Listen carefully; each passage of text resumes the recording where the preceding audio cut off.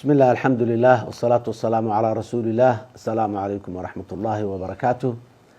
dhammaan waxaan salaamayaa macallimiinta Soomaaliyeed ee ku mashquulsan ababinta iyo waxbaridda ubadka Soomaaliyeed dalka daafihiisa iyo dacaladiisa kala duwan. dhammaantood waxaan leeyahay hambalyo maalinta macallinka Soomaaliyeed, maalin weyn oo dhammaanteen haddaan nahay macallimiinta na wada farax gelinaysa waaye. meel kasta ay joogaan iyo mustawa kasta oo ay wax ku barayaan ardada Soomaaliyeed. adduunyada horumar kasta iyo wanaag kasta oo la gaarahay waxa keena waa dadkana waxay wanaaga ku keenaan hadba sida loo diyaariyo. marka macallinku muhiimadda koowaad ayuu dalkan ka yahay marka ay noqoto barbaarinta iyo dhisidda qudrada bini aadamka ama waxa afka qalaad lagu yiraahdo human capital. Soomaaliyana aad iyo aad ayay baahi badan ugu qabtaa human capital.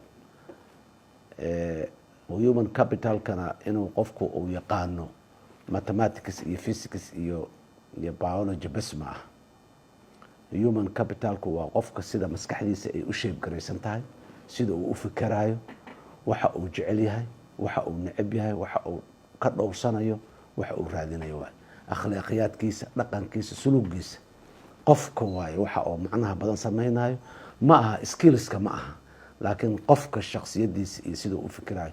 taasina waxay ku timaadaa waxbarashada, barbaarinta ubadka la soo barbaariyo inta ay yar yihiin. macallinkuna waa qofka mas'uuliyadaas qaaday waa. marka waxaan leeyahay macallimiinta Soomaaliyeed meel kasta oo joogaan hambalyo. shaqadaada haysaan shaqo aad iyo aad sharaf u leh, qiimo leh waaye. xikmadii ahayday mujtamac in la dumiyo haddii la rabo macallinkaa laga bilaaba. macallinkaa la macno tiraa, macallinkaa la qiimo tiraa, macallinkaa waxay ummaddaas waa dumaysaa. waxaan u malaynayaa inaan waaye aragnimo badan u leenahay xilliyadii lasoo dhaafay taariikhdii macallimiinteenna iyo bahda waxbarashaduba inaan muhiimad gaara la sii jirin, dowladdu aanay sii jirin. dowladdu markay muhiimadda sii weydana shacabka ku daysada oo sii waayo. maanta waddadaas inaan ka soo noqonnaan rabnaa. qofka Soomaaliga ee shaqo Soomaaliyeed haya ugu macnaha badan macallinka waayo, askariga iyo macallinka waayo. dadka ugu macnaha badan Soomaaliya ee maanta Soomaaliya shaqo u haya. midna qodax maanta Soomaaliya ku taagan uu ka siibayaa waa askariga Soomaaliyeed ee u halgamaya inuu cadowga ka xoreeyo dalka. midka kalena mustaqbalka fog iyo jiilasha soo socda iyo qarniyaasha soo socda Soomaaliya siday u ekaanayso, dadka Soomaaliya siday u ekaanayso ayuu qaabeeyaa oo hagaajiyaa macallinka. sidaas daraaddeed ayaa muhiimadaheeda koowaad iyo ugu horeeyo ee muhiimadda leh, hortelinta leh ayaa dowladda maanta jirtaa ay ku dartay ajandaheeda. waa sababta keentay in la yiraahdo dalka termkan inta ay dowladdan ay joogto in 10,000 oo macallin la howlgeliyo. 10,000 oo macallin weli waa ugu yartahay, aad iyo aad ayay noogu yartahay, laakiin waa bilow fiican. waa bilow fiican. public schoolska ama tacliinta publica ah waxaan soo bilownay waqti hore. muhiimadda ay leedahay ayaan fahmaynay, aan garanaynay, waa soo furnay, dib aan u bilownay. muddo kooban ay ahayday iyo in kooban lagu bilaabay. maanta Soomaalida hore waana ka xoog badan tahay, waana ka muhiimsan tahay. dhaqaaleedu haba yaraadee sidii horena way ka dhaqaalo badan tahay. sababtaasaan u dooranay in aan keeno 10,000 oo macallin oo 6,000 oo macallin oo kamida already ay shaqo gashay oo iskuulaadkii publica ay tageen. waxaan aad iyo aad ugu hambalyaynayaa guud ahaan bahda waxbarashada, gaar ahaan wasaaradda waxbarashada ee saartay muhiimadda. maanta wiil Soomaaliyeed ayaa iskuul aadaya ama gabar Soomaaliyeed ayaa iskuul aadaya labadoodaba oo aanan bisha aakhirkeeda aanan tuition laga rabin.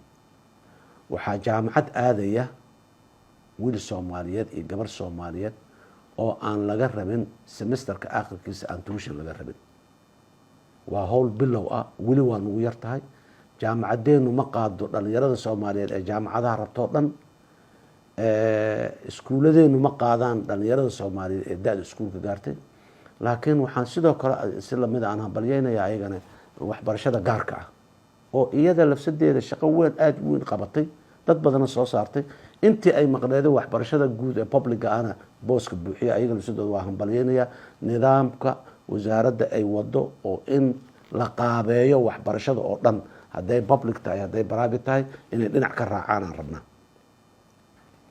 waxaan rabnaa cadowga Soomaaliyeed ee macalinka iyo waxbarashada macna tiray weli meelaha waa taagan yahay waa qaylinaya beentii iyo propagandadii lagu macna tirayay macalinka Soomaaliyeed iyo waxbarashada Soomaaliyeed ayuu weli meelaha la taagan yahay tacliinta Soomaaliya way istaagtay wayna soconaysaa muhiimaday tahay muhiimadna way ahaan doontaa hadii alla yiraahdo macalinkuna maalinoon soo socota ilaahay idinkiis loo abaal gudo waxa uu mudan yahay macalinka maanta ma haysto waxaa laga yaabaa macalinka Soomaaliyeed qof Soomaaliya oo ka shahaado weyn yahay oo ka aqoon badan yahay inay ka mishaar badan tahay laakiin rasaalada oo xambaarsan yahay ayaa wax walba yaa ka muhiimsan kana weyn kana qiimo badan waxaan leenahay macalin meel kastoo aad joogto shariifaad tahay waad sharfan tahay mujtamaca dhexdiisa ku sharfan tahay waxaad xambaarsan tahay mustaqbalkii jiilasha soo socdo dhan baad xambaarsan tahay waxaad xambaarsan tahay dhaqankii suubanaay ee bulshadan u yeeli lahaa dhaqan waxaad xambaarsan tahay